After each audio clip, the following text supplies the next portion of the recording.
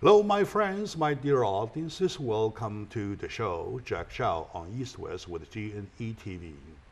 With G&E TV, we are trying to broaden our views on a day-to-day basis to cover as much as we can in all aspects of life. I've said this 1 million times already, but yet there are still areas we have not covered. Right? That means there's a job to do. There's work to be done. Okay, now, with me today is a great lady. Her name is Luanne Arredondo, a very trustworthy friend of mine for years, and also is a reliable friend and friend of trust for the community. So Luanne, welcome to my show. Thank you, Jack. Good to be here. Yeah. I know that you have been on my show for several times already over other social issues, sometimes even bad stuff. Right. So today, how about you and I concentrate on good ones? I like that idea. Okay.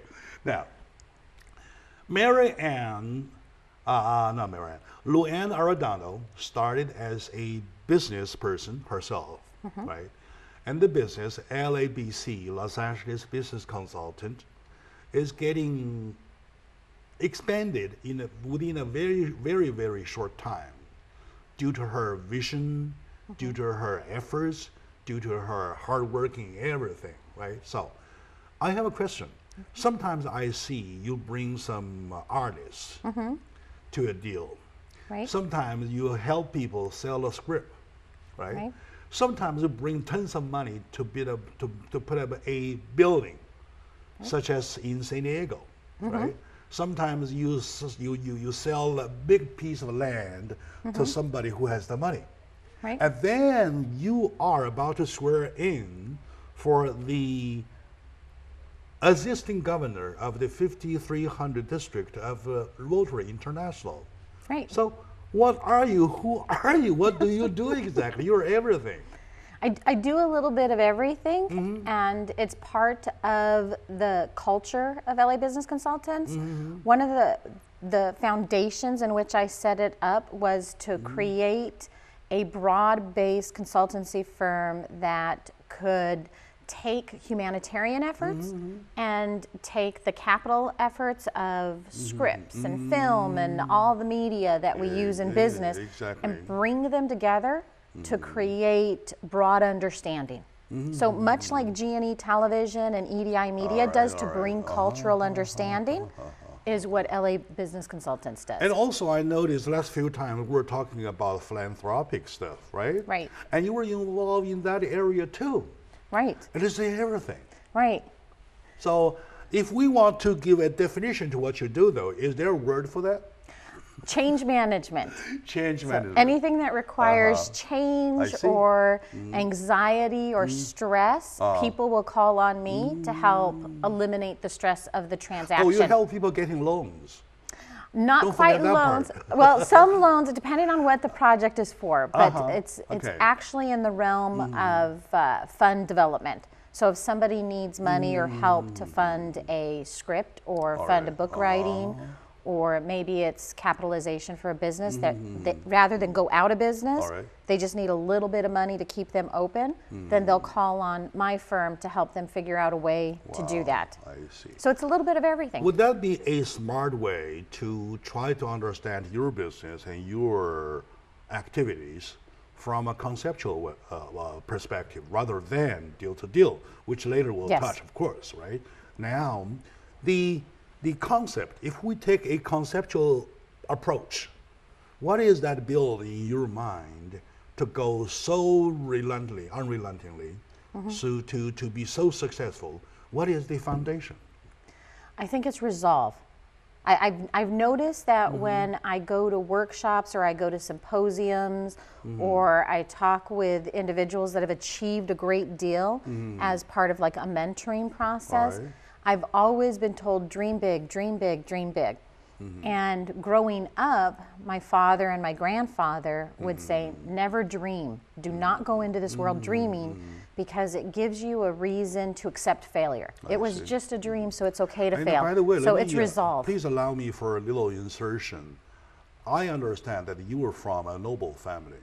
Yes. That has a rich history in both ancestry and also in culture. And you, oh, well, no, give me something about that, please.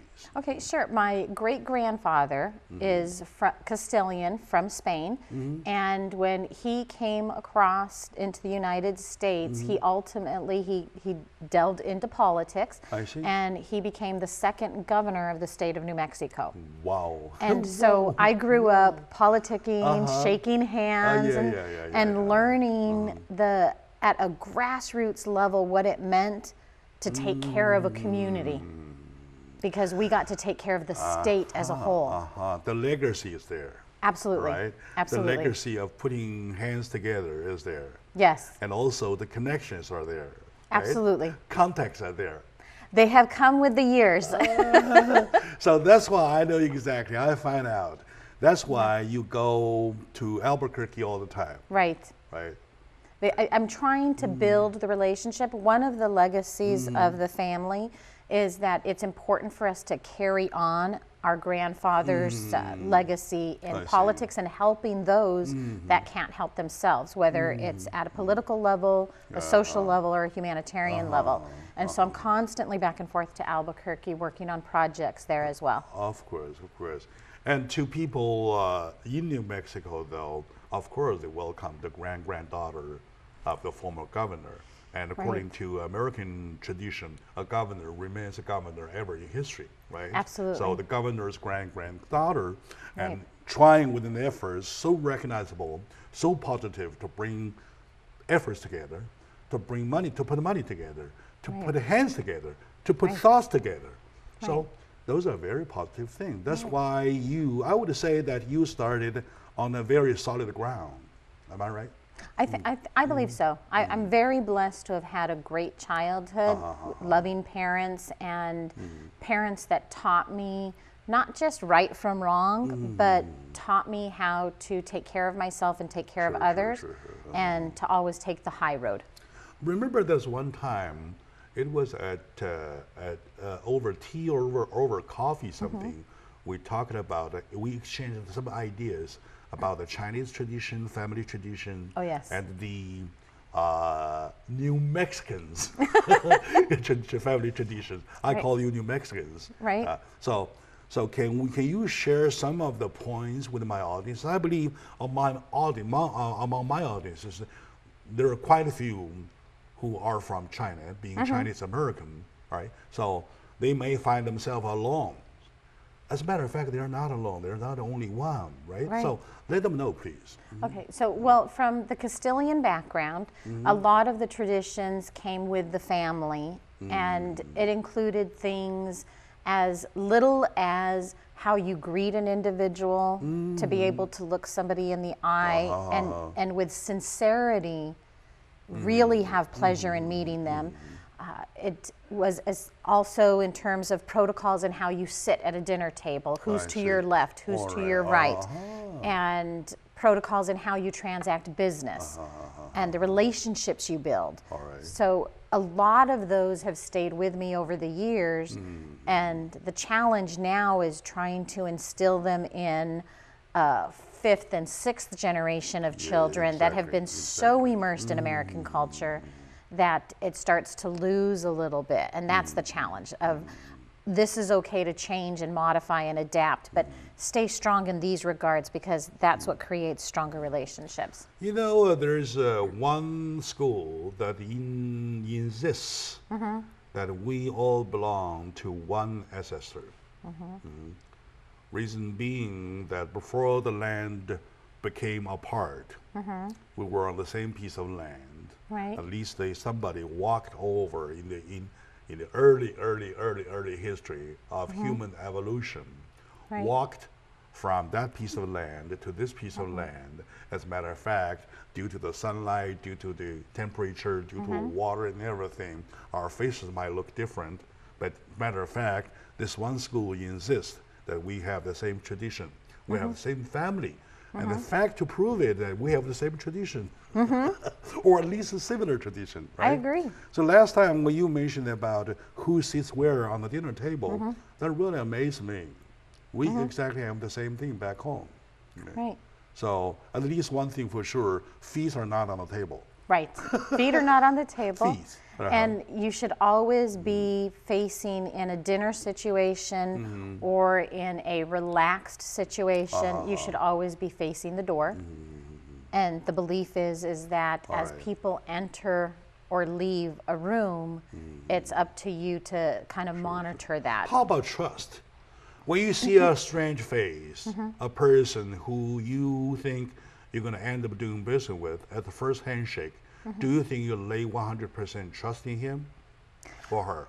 I think the tradition with the Castilian way of life is that you trust that people come into a relationship with good intentions. All right. But if their actions over a period of time indicate otherwise, then that's when you pull back. But you always enter the relationship 100%. All right. Okay. So we would never shake hands with somebody and immediately go into business with them. It would be, let's shake hands, let's get to know each other as individuals. Who are you as an individual? Because that will tell me how you transact business. But you are willing to lay 100% trust in this very person until proven guilty. Right. As a human being. As a Absolutely. Human being. As a human being, right? Yes. Okay. Very good.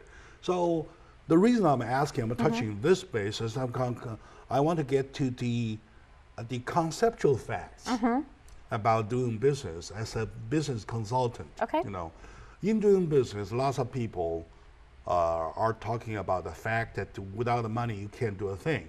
But there are good examples that with the money they fail. Right. Right? Right. And Absolutely. there are as many as those without the money they fail, with the money they fail too. Right. Where you fail is conceptually you fail. Right. Or that is the starting point to hang on with. So today with me is my good friend, Luanne Arredondo. She is a good friend for me to go back like 6-7 years, and a trustworthy resource and information, and also a business helper. If you have deals waiting to be put together, she's the one. She's the glue that can put parts together, right? Okay, good. So stay with us. When we come back, we'll find out how to make deals.